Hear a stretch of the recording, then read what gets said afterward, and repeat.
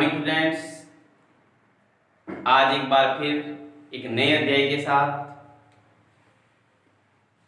आज का हमारा अध्याय है आरंभिक नगर। लेकिन इस अध्याय की शुरुआत करने से पहले दो बच्चों की कहानी जरूर सुनेंगे। दो बच्चे जसप्रीत और हरप्रीत हर दिन की भांति अपनी गली में क्रिकेट खेल रहे थे। अचानक उनको आवाज आनी शुरू हुई कि देखो देखो कितना पुराना खंडर है।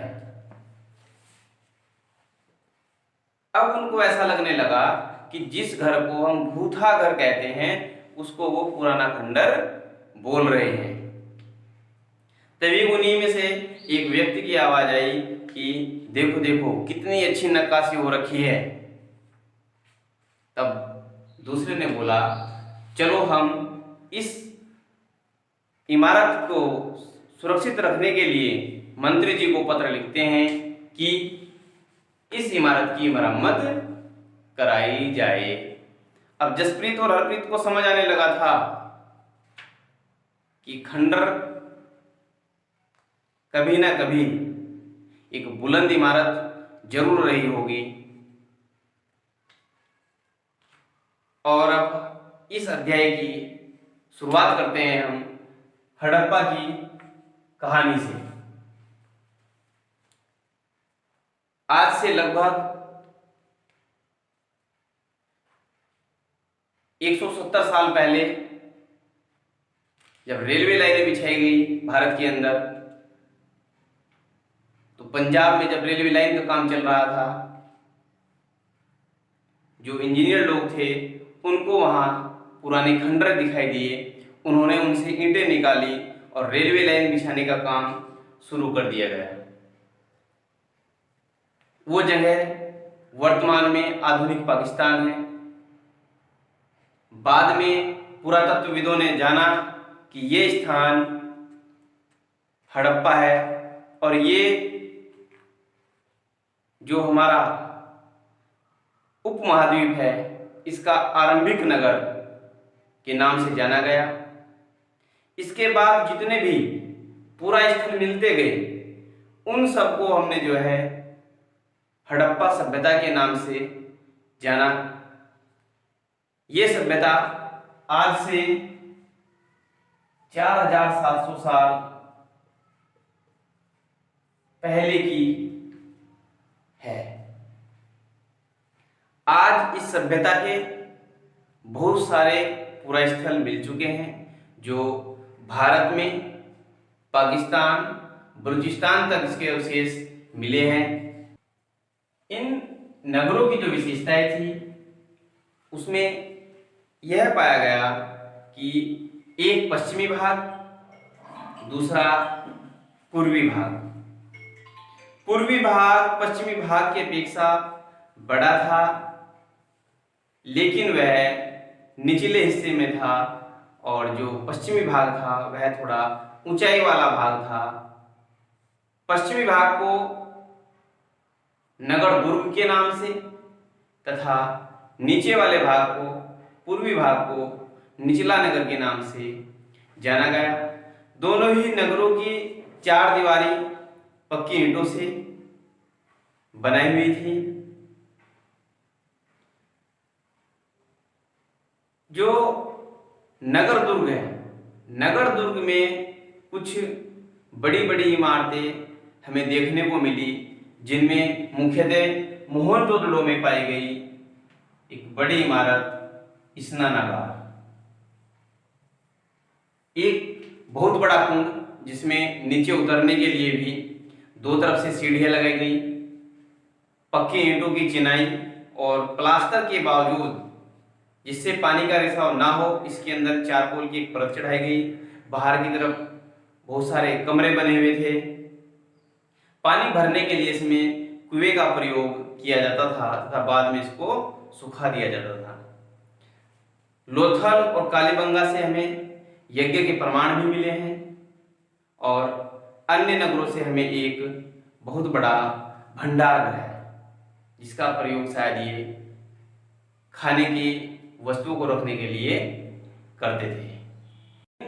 नगरों में जो हमें अभी तक मिले हैं उनके भवन, नालियां और सड़कें, तो अमूमन देखने में यही मिला है इन नगरों में जो भी घर होते थे वो एक मंजिल या दो मंजिल, घरों के आंगन के चारों ओर कमरे बने होते थे,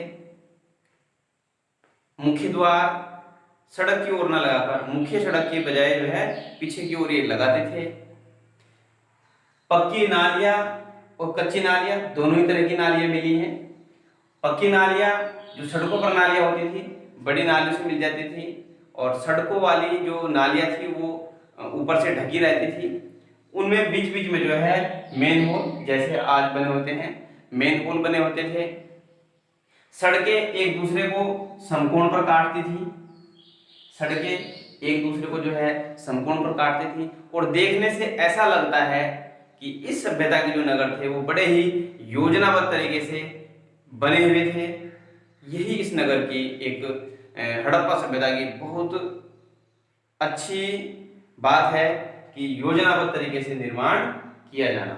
नगरीय जीवन जो देखने में आया है उसमें यह है कि इन नगरों में ऐसे लोग रहते थे जो शिल्पकार भी थे, लिपिक लोग भी थे। जो लिपिक लोग थे वो मोहरों पर तो लिखते ही थे, अन्य वस्तुओं पर भी वो लिखते थे। ऐसी बहुत सी चीजें हमें जो है यहाँ से मिली है। संभवतः यहाँ के जो शासक थे वो अन्य देशों से भी, ये जो अन्य सभ्यताएं थी उस समय की, उनसे भी वो जो है आपस में लेन देन करते रहे होंगे। वो कहीं से बहुमूल्य पत्थर या मनके आदि चीजों को जो है मंगाते थे। मिट्टी के खिलौने यहाँ से काफी मिले हैं, संभवतः बच्चे उनसे खेलते होंगे। में रहने वाले लोग, अब भोजन तो मनुष्य की मूलभूत आवश्यकता है, भोजन जरूर करते होंगे, तो संभवतः ऐसा देखा गया है, ऐसा पाया गया है कि यहाँ के लोग जो है अनाज अपने आप ही उगाते थे। गेहूं, जौ, दालें, दलहन और धान, तिल आदि की खेती ये लोग जो है अपने आप ही करते थे। और जब आदमी फसल पैदा करता है तो उसके लिए पानी की भी आवश्यकता होती है, जबकि पानी के लिए यहाँ जो है बारिश बहुत कम होती थी, तो इन लोगों ने सिंचाई के लिए भी कुछ साधन जो है बनाए होंगे। पानी का ही संचय, बारिश का पानी संचय करते होंगे, थोड़ी बहुत ही बात होती थी। क्योंकि यहाँ से हमें लकड़ी का हल भी हमें जो है अवशेष के रूप में मिला है, जिससे हम कह सकते हैं कि ये लोग खेती बाड़ी करते थे। पशुओं के लिए इन लोगों ने चारागाह भी बना रखे थे, अपने मवेशियों को ये पूरे झुंड के झुंड बनाकर रखते थे और उनको चारागाह में जो है लेकर जाते थे। नगर और अन्य शिल्प, अब ऐसी चीजों के बारे में अध्ययन करते हैं जो हड़प्पा के नगरों से पुरातत्वविदों को मिली हैं। इनमें बहुत सारे, जैसे चांदी, कांसा, तांबा, पत्थर, स्फटिक आदि चीजें जो है वहां से मिली हैं। संभवतः तांबे और कांसे से औजार बनाए जाते थे, चांदी से गहने और बर्तन, सोने के भी बर्तन और जो है गहने बने होते थे। मोहनजोदड़ो से कपड़े के अवशेष भी मिले हैं। सूत कताई के लिए जो तकली का प्रयोग करते थे वो तकली भी मिली है। और पक्की मिट्टी एवं फेंस से बनी जो है तकलियां भी मिली हैं। जैसे शंख तो प्राकृतिक रूप से मिलते ही हैं समुद्री किनारे। इन लोगों ने बालू को गोंद में मिलाकर, बालू का चूर्ण बनाकर गोंद में मिलाकर जो है फेंस बनाते थे और उस पर एक चिकनी जो है परत चढ़ा देते थे, ऐसे अवशेष भी हमें जो है इन नगरों से मिले हैं।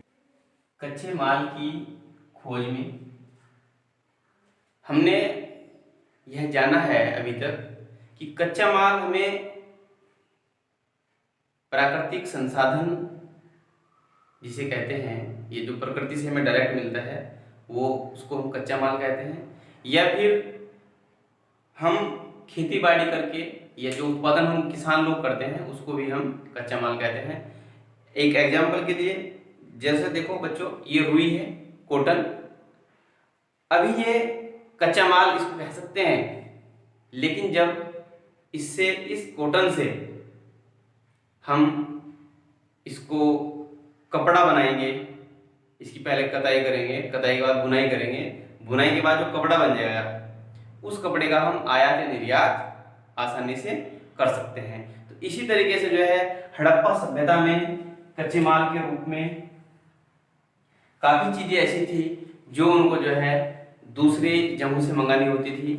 जैसे अगर हम बात करें तो वो संभवतः तांबा जो मंगाते होंगे वो आधुनिक राजस्थान से मंगाते होंगे, और टीन ईरान और अफगानिस्तान से, और जो पत्थर है, पत्थर संभवतः उस समय जो आधुनिक गुजरात है वहां से वो मंगाते होंगे। कर्नाटक से सोने का आयात ये लोग जो है करते थे कच्चे माल के रूप में, और तब उसका हम जो है एक नई आइटम जो है उससे बनाते हैं। बच्चों अब एक शब्द इसमें हमने भी प्रयोग किया है, आयात और निर्यात। बड़ा कंफ्यूजन बना रहता है बच्चों के बीच में कि ये आखिर क्या है। तो समझने के लिए जैसा नाम से लिखा है आयात, तो आप और आने वाला समझ लो, आने वाला, आयात आने वाला, जिसे हम इंपोर्ट बोलते हैं। सुना भी होगा जब हम उस सामान खरीदते हैं तो दुकानदार के मुंह से सुना होगा इंपोर्टेड है जी, तो ये वो आने वाला माल है जो विदेशों से आता है। या ये है निर्यात, एक्सपोर्ट, जिसको हम दूसरी जगह भेजते हैं। तो हमारे यहाँ से जाने वाला उस देश के लिए इंपोर्टेड हो जाएगा और दूसरे देश से आने वाला हमारे लिए इंपोर्टेड हो जाएगा। ये था आयात और निर्यात। नगरों में रहने वाले लोग, अब भोजन तो मनुष्य की मूलभूत आवश्यकता है, भोजन जरूर करते होंगे। तो संभवतः ऐसा देखा गया है, ऐसा पाया गया है कि यहाँ के लोग जो है अनाज अपने आप ही उगाते थे। गेहूं, जौ, दालें, दलहन और धान, तिल आदि की खेती ये लोग जो है अपने आप ही करते थे। और जब आदमी फसल पैदा करता है तो उसके लिए पानी की भी आवश्यकता होती है, जबकि पानी के लिए यहाँ जो है बारिश बहुत कम होती थी। तो इन लोगों ने सिंचाई के लिए भी कुछ साधन जो है बनाए होंगे, पानी का ही संचय, बारिश का पानी संचय करते होंगे। थोड़ी बहुत ही बात होती थी, क्योंकि यहाँ से हमें लकड़ी का हल भी हमें जो है अवशेष के रूप में मिला है, जिससे हम कह सकते हैं कि ये लोग खेती बाड़ी करते थे। पशुओं के लिए इन लोगों ने चारागाह भी बना रखे थे, अपने मवेशियों को ये पूरे झुंड के झुंड बनाकर रखते थे और उनको चारागाह में जो है लेकर जाते थे। गुजरात की कोई ना, मैं काट लूंगा, चलो बोल लो दोबारा। गुजरात की खंबात की जो खाड़ी है उसमें मिलने वाली साबरमती नदी की एक उपनदी है, उसके किनारे पर बसा हुआ लोथल नगर। कौन सा नगर? लोथल नगर ऐसे स्थान पर बसा था जहां कीमती पत्थर जैसा कच्चा माल आसानी से मिल जाता था। यह पत्थरों, शंखों और धातु से बनाई गई चीजों का एक महत्वपूर्ण केंद्र था। इस नगर में एक बड़ा भंडार गृह भी हमें देखने को मिला है। इस भंडार गृह में कई मोहरे, मुद्रांकन या मुहरबंदी भी हमें यहाँ से जो है मिली है। मुद्रा जिसे मुहर कहते हैं और मुद्रांकन बोले तो मुहरबंदी। जब हम बंदरगाहों से या एक स्थान से दूसरे स्थान पर कुछ सामान भेजते थे तो उस थैले को ऊपर से बंद करने के लिए, उस थैले को ऊपर से बंद करने के लिए उसके ऊपर एक चिकनी मिट्टी पोत देते थे और चिकनी मिट्टी के ऊपर एक मोहर लगाते थे। उस मोहर को लगाने के बाद जो उसके ऊपर छाप पड़ती थी उसको हम मोहरबंदी कहते हैं। यह इसलिए किया जाता था ताकि यह साबित हो जाए कि रास्ते में वो जो थैला था या जो पैकेट था वो रास्ते में नहीं खुला। जैसा यहाँ से बंदरगाह से चला था दूसरी जगह पहुंचा, उसी अवस्था में अगर पहुंचा है तो ये समझो कि जो मुद्रा या मोहर हमने उसके ऊपर लगाई थी वो सही है। एक इतनी अच्छी सभ्यता जो भारतीय उपमहाद्वीप में पनपी और अचानक ऐसा क्या हुआ कि हमारी सभ्यता ये नष्ट हुई, तो इसके बारे में अभी तक विद्वान जो है या जो पुरातत्वविद है, इतिहासकार है, वो एक मत नहीं हो पाए। लगभग 3900 साल पहले एक बहुत बड़ा बदलाव देखने को मिला कि नगर खाली होने लगे, जो जल निकास प्रणाली थी वो जो है डंप हो गई और लोग झुग्गी झोपड़ियों में रहने लगे, झुग्गीनुमा घर बनाने लगे सड़कों के ऊपर ही।